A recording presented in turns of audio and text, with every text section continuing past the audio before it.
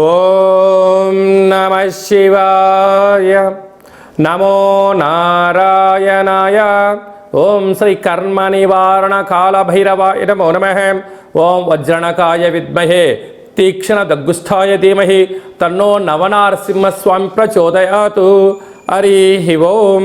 మా ఛానల్కి స్వాగతం. చూస్తున్న వీక్షకులకు ప్రేక్షకులకు ప్రియ కాళభైరవ భగవంతులకి స్వాగతం పలుకుతూ మమ్మల్ని ఎంతగానో ఆదరిస్తూ ఉండబడినటువంటి ప్రియ సోదరీమణులకు స్వాగతం పలుకుతూ సనాతన ధర్మ సంరక్షకులకు అలాగనే జ్యోతిష్ అభిమానులకు స్వాగతం పలుకుతూ 16/5/2024 నుండి 31/5/2024 వరకు పుట్టినటువంటి వారందరికీ కూడా ముందస్తుగా జన్మదిన శుభాకాంక్షలు.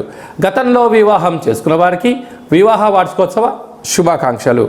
మనకు వైశాఖ మాసం అనగానే పండగలకు కొదవలేనటువంటి మాసము కనుక అన్నవరంలో సత్యనారాయణ స్వామి యొక్క కళ్యాణము, స్వామివారిని స్మరించడం, ధ్యానించడం, వీలైతే ఇంట్లో మనము సంవత్సరానికి ఒక్కసారైనా శ్రీ రమా సహిత సత్యనారాయణ స్వామి వ్రతాన్ని ఆచరించుకోవడం వలన స్వామి యొక్క ఆశీస్సులు ఉంటాయి.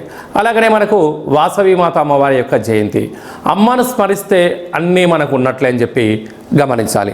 అలాగనే మాసానాం వైశాఖ మాసం అంటారు.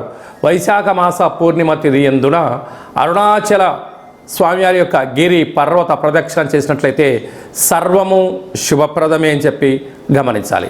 ద్వాదశ రాశుల్లో గ్రహ గమనాలు ఒకసారి వీక్షింపచేద్దాం. మేషరాశిలో బుధుడు మరియు శుక్రుడు సంచార స్థితి, వృషభ రాశిలో రవి గురు సంచార స్థితి, కన్యరాశిలో కేతు సంచార స్థితి, కుంభరాశిలో శని భగవానుడు స్వక్షేత్ర సంచార స్థితి, మీనరాశిలో కుజరాహుల సంచార స్థితితో ద్వాదశ రాశుల్లో గ్రహ గమనాలు ఈ విధంగా ఉన్నాయి. 12 సంవత్సరముల తర్వాత శుక్ర భగవానుడు స్వక్షేత్రమైనటువంటి వృషభ రాశిలోకి ఈ 20వ తారీఖున మే నెలలో సంచరించడం జరుగుతుంది. అక్కడ విశిష్టత ఏమిటయ్యనగా 12 సంవత్సరాల తర్వాత దేవగురు బృహస్పతి వృషభ రాశిలో సంచారం చేయడం, గురు శుక్రుడు అక్కడే సంచారం చేయడం, అక్కడే రవితో కలిపి ప్రయాణం చేయడం అనేటువంటిది ఒక రకమైనటువంటి గ్రహ సంచార స్థితి అని చెప్పి గమనించాలి. ధనుసు రాశి వారికి 12 సంవత్సరాల తర్వాత 6వ స్థానంలో శుక్ర భగవానుడు స్వక్షేత్రంతో గురువు సంచారం చేయనప్పుడు ఎలాంటి ఫలితాలు ఉంటాయో ఈ వీడియోలో సవివరంగా సంపూర్ణంగా తెలుసుకుందాం. ధనుసు రాశిలో ఏ నక్షత్రాలు వస్తాయనగా మూలా నక్షత్రంలోని 4 పాదాలు, పూర్వాషాఢ నక్షత్రంలోని 4 పాదాలు, ఉత్తరాషాఢ నక్షత్రంలోని 1 పాదం కలిపితే ధనుస్సు రాశి అవ్వడం జరుగుతుంది.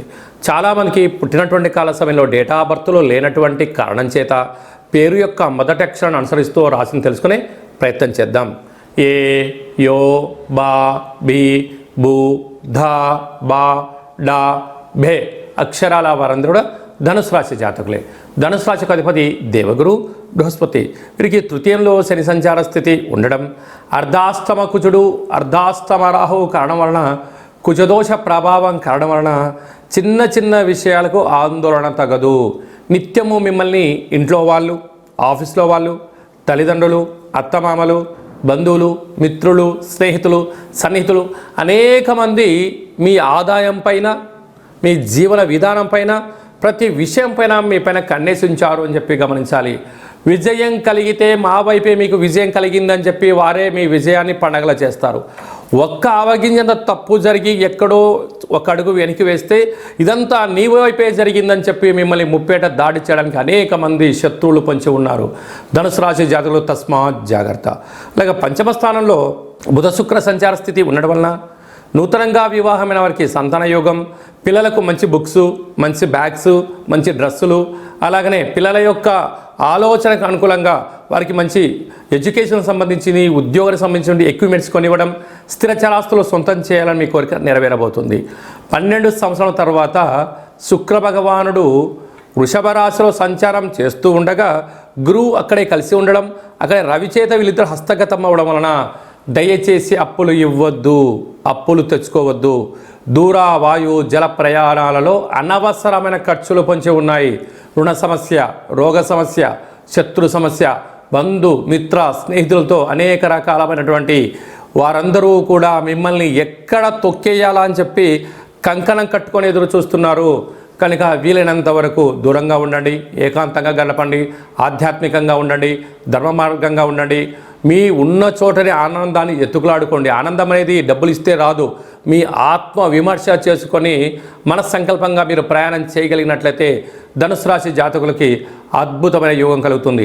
ఇలాంటి కాల సమయంలో 6వ స్థానంలో 3 గ్రహాల సంచార స్థితి, 12 సంవత్సరాల తర్వాత గురువు చేత శుక్రుడు సంచారం చేయడం వలన మీరు ఎంత బరువు అయితే ఉంటారో అంత బరువు కలిగినటువంటి గోధుమలను తులాభారంగా చేసుకొని, ఆ గోధుమలను మహాదేవుడికి రుద్రాభిషేకం చేసుకొని ఆవుకు ఆహారాన్ని ఏర్పాటు చేయడం వలన దోషాన్ని స్వీకరించి అదృష్టాన్ని మనకు ప్రసాదిస్తుంది.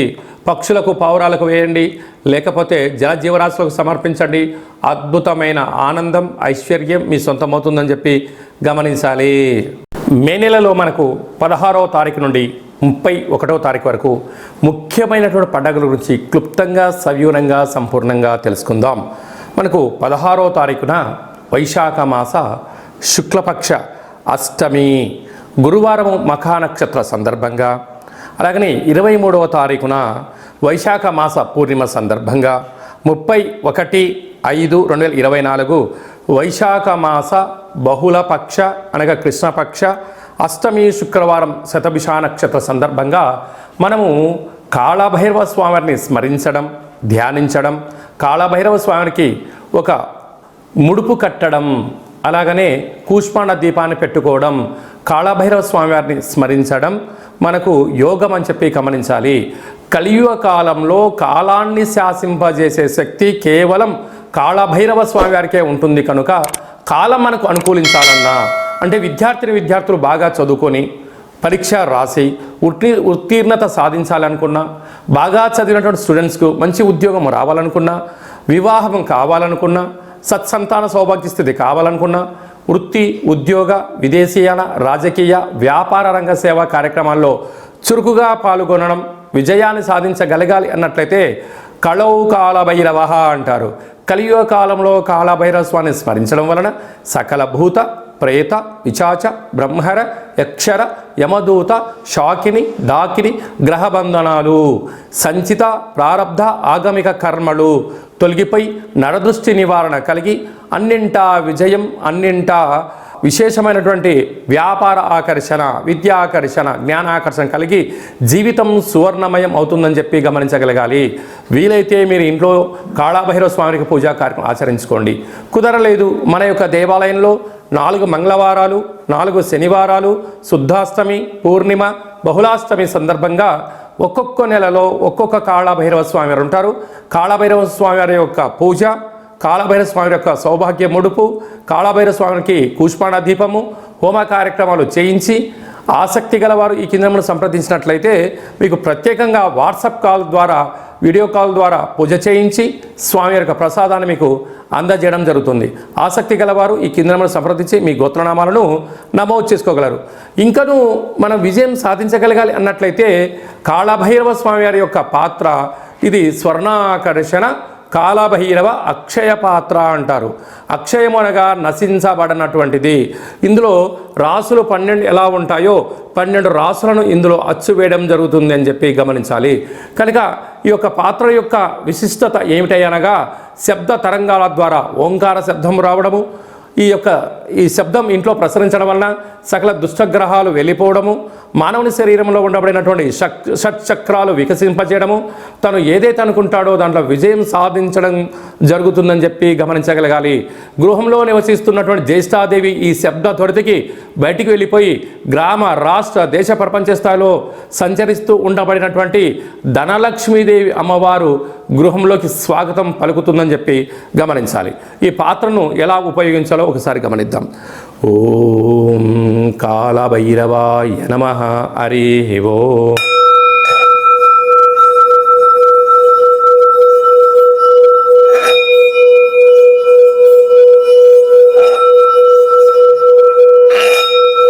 ఈ శబ్ద తరంగాల ద్వారా అద్భుతమైనటువంటి శక్తి, అతీంద్రియ శక్తి, అంతరిక్షంలో ఉండబడినటువంటి సూర్య చంద్రాదుల శక్తి కలిగి మనం ఏదైతే అనుకుంటామో అన్నింటా విజయం మన సొంతమవుతుందని చెప్పి గమనించాలి.